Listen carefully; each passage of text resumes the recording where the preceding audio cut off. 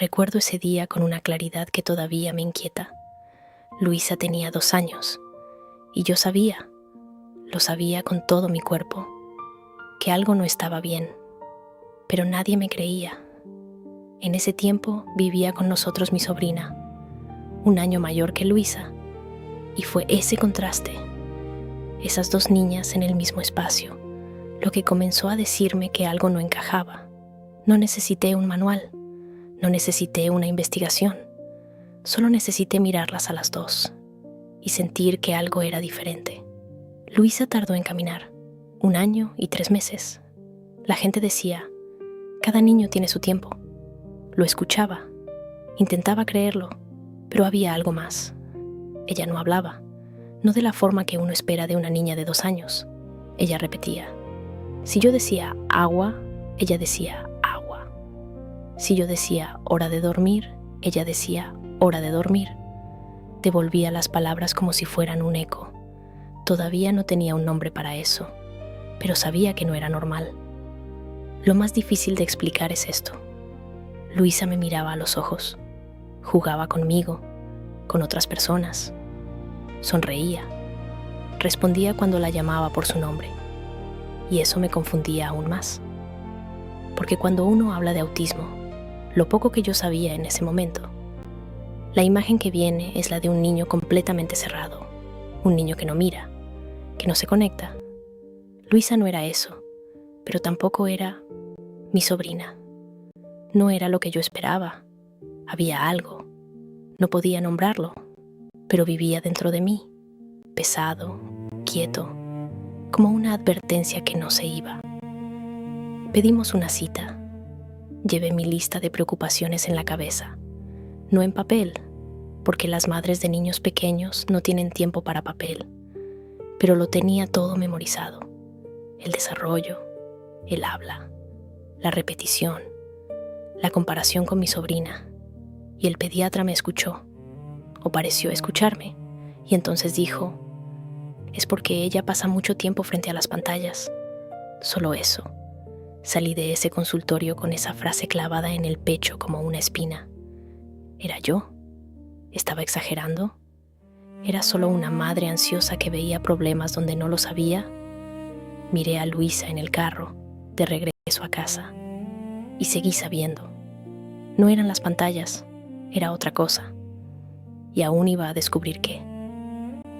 Si estás escuchando esto y reconoces esa sensación de saber, pero no tener palabras, de ver, pero no poder demostrar, quiero que sepas algo. No lo estás inventando. El instinto de una madre no es histeria, no es ansiedad, no es exageración. En el próximo video te contaré qué pasó después de esa consulta, qué hice con esa certeza que cargaba sola. Si quieres seguir escuchando, quédate aquí.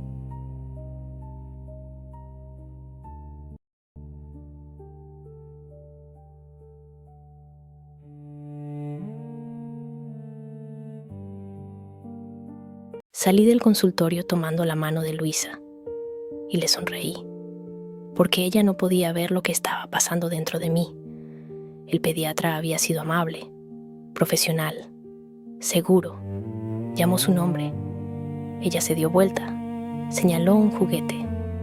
Ella miró, y entonces me miró a mí, con esa expresión de alguien que ha visto esta escena 1000 veces, y dijo, tienes una hija sana, juega.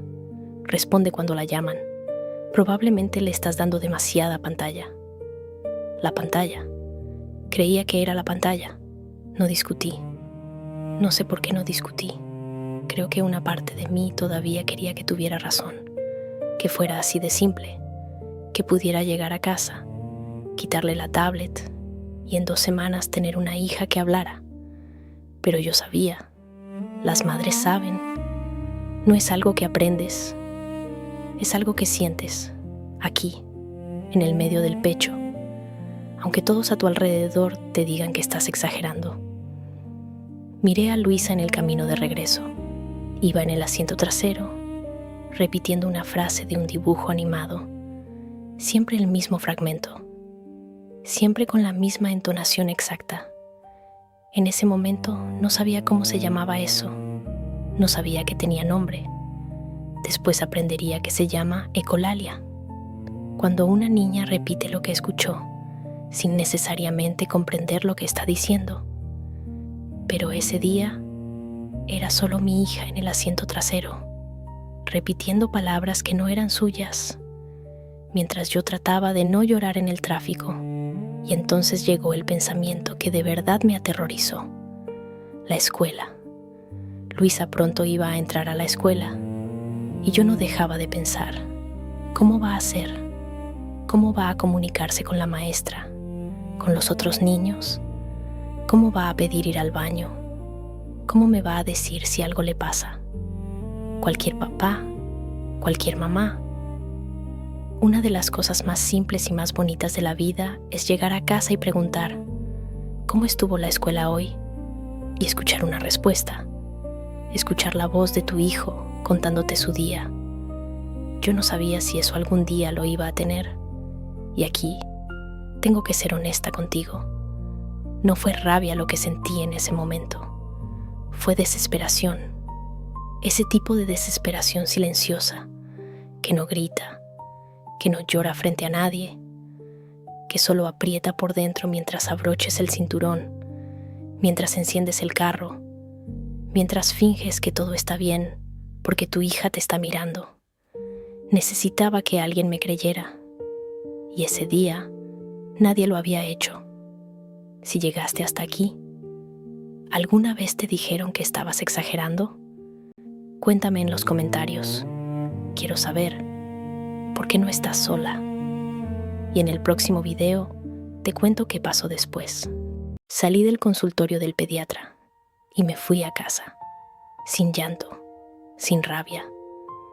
Solo ese silencio pesado que se instala cuando ya no sabes qué hacer. Pasé unos días así, dando vueltas dentro de mi propia cabeza, pero en algún momento decidí: no iba a quedarme aquí. Pedí turno con otra médica, llevé a Luisa. Sentí esa pequeña esperanza de nuevo, la que no queremos sentir porque tenemos miedo de hacernos daño. La médica nos recibió, observó a Luisa, me escuchó, y entonces dijo lo mismo: pantallas. Incluso fue más allá. Me puso el ejemplo de su sobrino. Dijo que el niño vivía pegado al teléfono y que cuando le quitaron el aparato, todo mejoró. La miré. Por un segundo, me sentí pequeña otra vez, invisible, loca. Pero esta vez, algo dentro de mí no me dejó salir callada. Respiré profundo y hablé. Entiendo lo que me está diciendo, pero no cuesta nada pedir una evaluación. Si no aparece nada, perfecto. Pero ¿y si aparece algo? ¿Y si hay algo y yo no lo sé? ¿Cómo voy a ayudar a mi hija? Ella me miró a Luisa, que corría por la sala del consultorio sin parar. Murmuró: no va a parecer nada, pero ya que usted quiere, voy a hacer una derivación a la psicóloga. En ese momento, algo que no había sentido en mucho tiempo me llenó por dentro: esperanza. No porque ella me creyó, claramente no me creyó, pero porque, por primera vez, alguien me señaló una dirección. Salí de ese consultorio con una sonrisa, y Luisa, de la nada, tomó mi cara entre sus pequeñas manos y me miró sonriendo, como si ella supiera. Probablemente ahora te estás preguntando: ¿pero por qué no fuiste directamente a una psicóloga antes de todo esto? Es una pregunta justa, y te voy a responder. Para usar el seguro médico, necesitaba una derivación médica. Sin eso, tendría que pagar de mi propio bolsillo. Y quien depende de un seguro sabe cuánto pesa eso. Ese era uno de los motivos de mi angustia. No era exageración, era burocracia, era el sistema. Pero ese día, con ese papel en la mano, entendí algo. A veces, la lucha no es solo por el hijo, es por la madre que tiene que aprender a no irse callada. Si tú también pasaste por esto, si alguna vez saliste de un consultorio sintiéndote loca, si alguna vez tuviste que pelear por tu propio hijo dentro de un lugar que se suponía que debía ayudarte, No estabas equivocada. Nunca estuviste equivocada. Mi vida, mis hijos, mi verdad, mis amores. La verdad que nadie cuenta. Salí del consultorio con una derivación en la mano. Un papel, solo un papel. Sin explicaciones de lo que vendría después. Sin ningún aviso de lo que esa hoja realmente significaba. Creí que lo más difícil ya había pasado. Encontrar a la médica, ser escuchada, conseguir la derivación. No sabía que ese papel era apenas el comienzo de la saga de verdad. Necesitaba una psicóloga que atendiera por el seguro médico, con horario que cupiera en mi vida. Suena simple así cuando lo digo, pero yo trabajaba, estudiaba y tenía que cuidar a Luisa, sola. No era simple, no fue simple. Empecé a llamar. Primera psicóloga, no atendía por el seguro. Segunda, sí atendía, pero solo tenía turnos de mañana, entre semana. Yo estaba en el trabajo por las mañanas. Tercera, tenía horario compatible, pero la lista de espera era de 4 meses. 4 meses. Miraba a Luisa y pensaba, ella necesita ayuda ahora, no dentro de 4 meses. Seguí llamando. Cada no pesaba de manera diferente. No era solo una agenda que no encajaba. Era la sensación de que el sistema entero no fue pensado para madres como yo, que trabajan, que estudian, que no tienen familia cerca, que no tienen con quién dejar a su hija mientras resuelven esas cosas. Al fin, y pongo ese al fin con todo el peso que merece, al fin encontré una psicóloga que atendía por el seguro, con un horario que yo podía encajar entre el trabajo y la escuela de Luisa. Recuerdo haber colgado el teléfono y quedarme en silencio por un momento. No fue alivio, fue agotamiento, porque llegar hasta ahí ya había costado demasiado, y comenzó la rutina.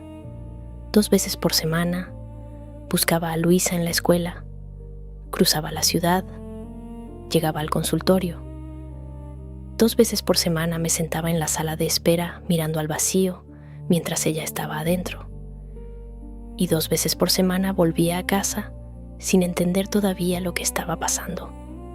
Porque la psicóloga no podía contarme lo que ocurría en las sesiones y yo lo entendía, pero dolía no saber. Dolía ver a Luisa salir a veces demasiado callada, a veces agitada, a veces llorando sin decirme por qué.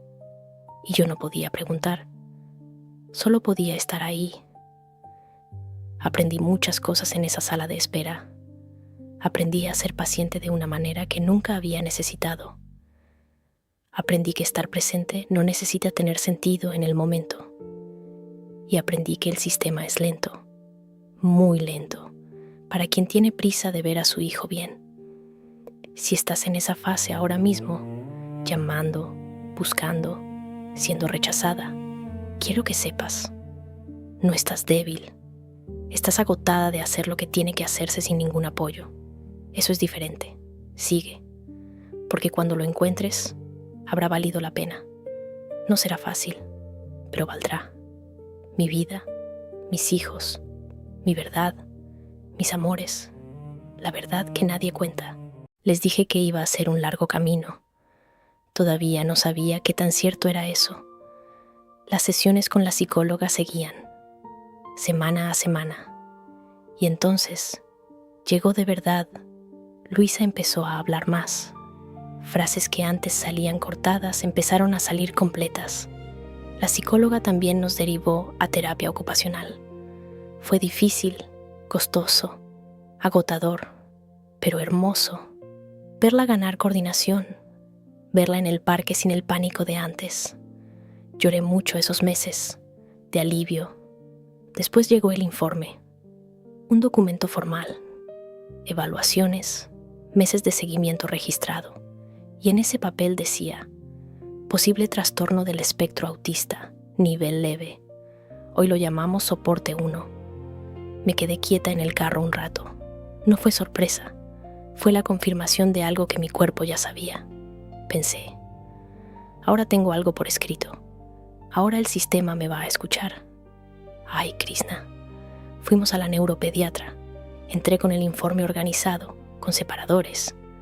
La doctora lo hojeó. Hojeó, no leyó, y me lo devolvió. No aceptaba informes de psicóloga. Necesitaba una evaluación neuropsicológica, con una específica, la que ella recomendaba. Le pregunté si aceptaba seguro médico. La respuesta fue no. No grité. Di las gracias. Tomé el papel. Tomé la mano de Luisa y salí. En el estacionamiento me detuve. La miré. Ella no entendía nada. Sujetaba su mochilita, balanceándose, mirando el suelo, y pensé, meses de esfuerzo, y una persona, en 15 minutos, decidió que nada importaba. Esto era solo el primer obstáculo, y yo seguía de pie. Si ustedes han vivido esto, cuéntenme en los comentarios. Este canal existe para que nos escuchemos, para saber que no estamos solas. Soy Krishna. Y esta es la verdad que nadie cuenta.